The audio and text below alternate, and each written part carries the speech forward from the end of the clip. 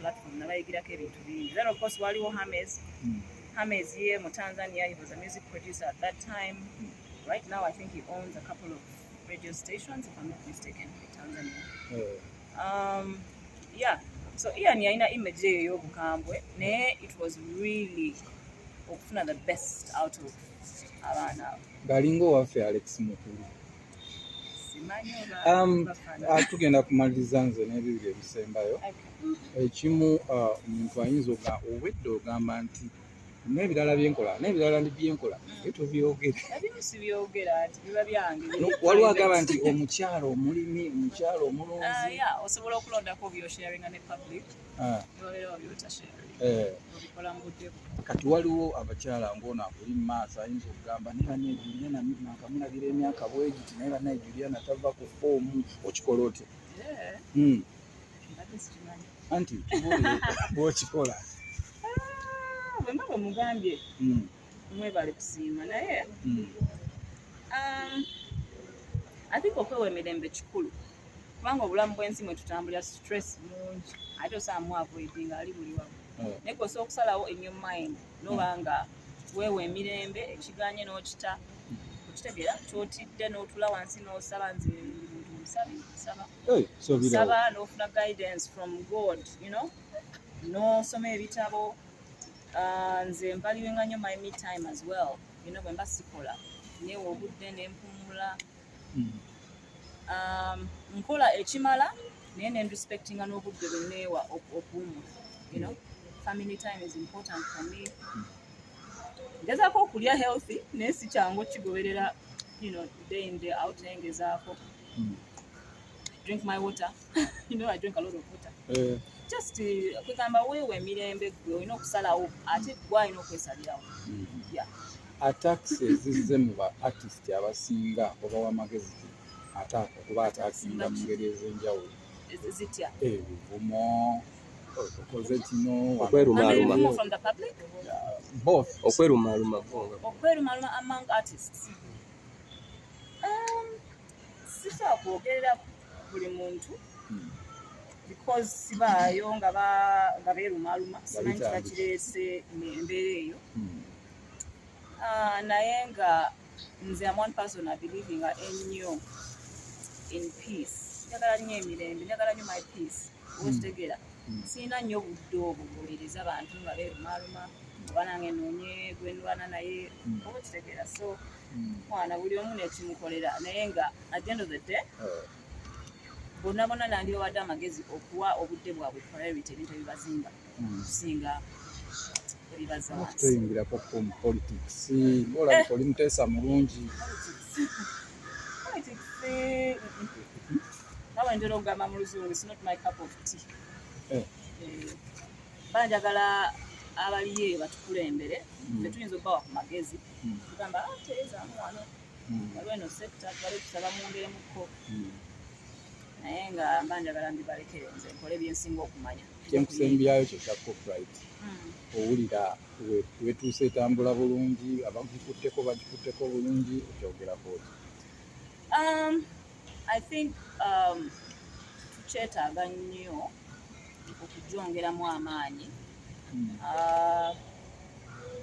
Abantu benjogeddeko nabo abali mu sector abali mu positions ezituyamba okutereeza copyright leyo bonna owulira bagamba ekintu kimu nti tennaba kuterera 100%. Okirabira ku bayimbi, okirabira ku industry nti we are not earning, you know, earninga.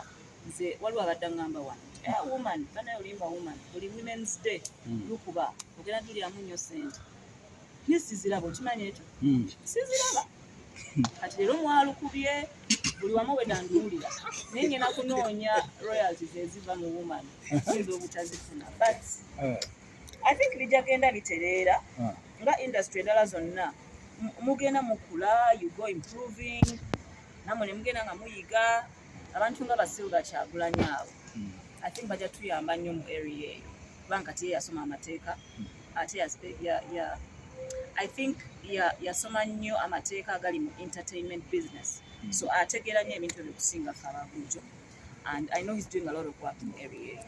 Juliana, kusonga your royalties. UPRS yavayo negamba ebalwanirira era ssente zo yazikuŋŋaanya singa oluyimba lwo lukubye kati nga leero welukubye nnyo. Tulowooze nti erina kyekoze ekimala mwe mufune mu luyimbo kati nga gwe bwolina wumanyi buli March kati gambe March si lunaku luno lwokka oluyimba lwo lukuba nnyo. Wali ofunyeko ku ssente okuva mu UPRS ezo zegamba zebakuŋŋaanyiza? Sifunangako sobedde ngamba sijjukira kufuna siniyo nange eva mu UPRS nabagasira simanyi zibagezi wali zetubankuyamba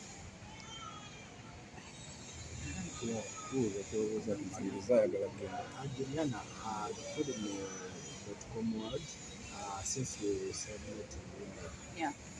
But right now we're again in Rwanda.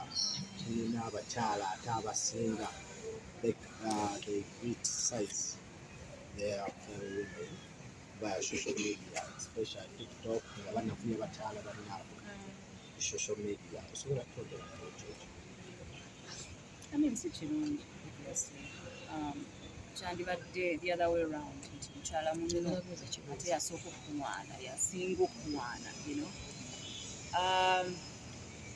naye olw'okubanga nti tosobola kubeera na control over abantu bye boogera bwe tosobola controllinga opinion ya muntu nti bwolina controllinga gwe kyokola oba okitegeera tosobola kukeera ku makya n'ogamba abantu mulekeraawo okunva tebajja kulekeraawo so kati gwe olina kusigala nga concentration yogiteeka nnyo ku bikuzimba kubanga abantu banjawulo ate omuntu ekimuleeta ku TikTok n'avuma omuntu tosobola kimanyi ayinza okuba naye alina ebizibu bye yakedde bamuvumye oba yakedde talina mmere nsonga najja n'abumalira kugwa omukazi wattu so nga ne bw'onooyomba naye alina naye waali mentally tajja kutegeera so gwe ng'omuntu olina kusigala ng'otambuza bulamu bwo ng'okola ebyo ebikuzimba ate nga byoteekako ennyo essira n'oleka nnyo okuwuliriza negative comments eziba mu bantu kuba buli bw'oziwuliriza ennyo togenda kutambula togenda kukulaakulana ogenda kusigala awo weewale nnyo okuwa attention abantu abali negative kuba bali tebalina kyebakugattako. Juliana, ekimu ku bibuuzo byange ebisembayo gwe ng'omukyala aluddeko mu music industry since we are celebrating women abaana abawala basanga okusomozebwa kungi abamu bagamba nti baproduce babategeeri bati mwafesingako challenges ezo nga mutandika? Bambi nze sikirabangako sikifunangako era ndooza neebaze Mukama kubanga nawulira abawala nga babyogera. I don't know how true that is. Byomanyi ebintu bya industry yaffe ebintu bya entertainment business owulira ebintu bingi ate because biba word of mouth toyina bw'obiprovinga oba bituufu oba si bituufu naye ng'omuntu yenna ali eyo bw'obanga oli violated mu industry kubanga waliwo agezaako kuviolatinga mu ngeri etali ntuufu osooka ozza amateeka oba okitegeera tasobola kukaka kukola ky'otayagala especially nga weemanyi kikyoli bw'obanga omanyi nti talenti yo esobola okutuusa gy'olaga kati gwe lwaki oba okkiriza oli okukosa ekintu ekirala ekitali ekyo okitegeera so you can either walk away n'onoonya producer omulala atagenda kukola kyokiyisa ekyo okusaba ekibatu okwagala okugenda sexual that's what it means. Okay. Kati gwe ng'omuntu bana oba oli muntu mukulu osobola okusalawo nti omuntu ono bw'abanga eno enkola ye kamuviire noonye producer omulala. Omanyi the beauty about life is that you have options. Obeera olina options buli kimu kyonna. So producer bw'abanga enkola ye eyo noonya omulala.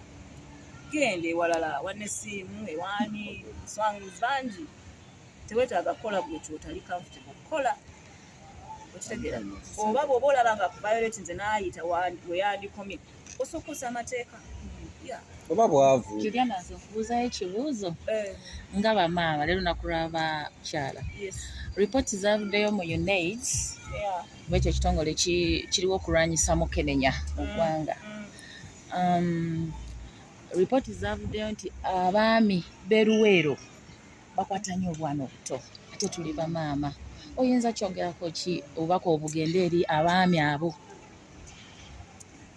waliwo ebintu nga binnuma ku mutima buli bwe mbiwulira ng'ebyokukwata abaana naye nandirowoozeza nti oba amateeka gano manafumu because I would imagine singa amateeka ago magumu gandibadde galemesa abantu abakola ebintu ebyo kitegeera kibi nnyo kulya nti abasajja bakulu bakola ebintu ebyo ne bakwata abaana abato naye nandibadde amagezi gempa abazadde naddala bamaama abaana abo temubaleka bokka kitegeera obanga omwana waali teweesiga kifo ekyo atistambula naye bamuleke ne maama wo ekyewuunyisa ebintu ebyo ogenda ng'okola research abaana abo abantu abasinga obakwata babeera bakumpi babeera ba mu family sometimes oba uncle family friend so gwe ng'omuzadde especially abakyala tufube nnyo okulaba nga abaana baffe amaaso tetugabajjaako kitegeera kubanga osobola balekere maama wo ng'ogenda okukola ba sister wo ba someone gwe weesiga naffe tulekerera abaana baffe with anyone naye n'amateeka nago alisaba gavumenti amateeka ago bakiyita batya mu Uganda egongeremu amaanyi abantu abafune nga punishment nga nnene oli ate okudda mu kikola Juliana nze nga mmaliriza abakyala bangi oba abantu bangi bagenda under depression gwe nga ggwe Juliana ogenda under depression ogivaamu otya era ogiyitamu otya if you can share what depression kyekintu kyotasobola kuavoidinga mu bulamu bwensi because ebizibu biri buli wamu ate bijja nga tebikuwooninze bigwawo bugubi so sometimes ojja ending up oli depressed maybe kasente tewali onoonyeza omulimu gubuze bingi naye emirundi egisinga okukyogera ku kiyamba abantu abasinga b'osanga nga bali depressed oluusi they are not even seeking help takyogerako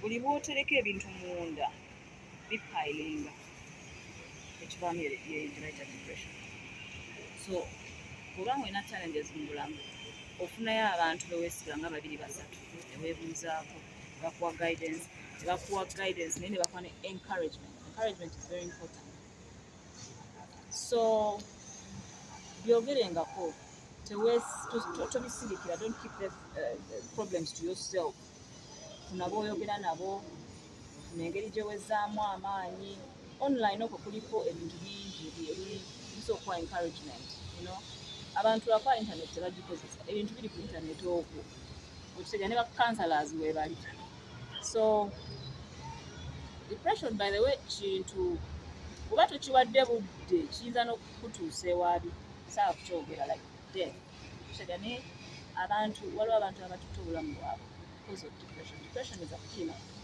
naye tukiisaako amaaso galanga ekyabulijjo kibi so olina olaba nga kitandise okujja gezaako nnyo okulaba nga ofuna help nga bukyali tweyanziza gye bannaye katumuleke nange neyaza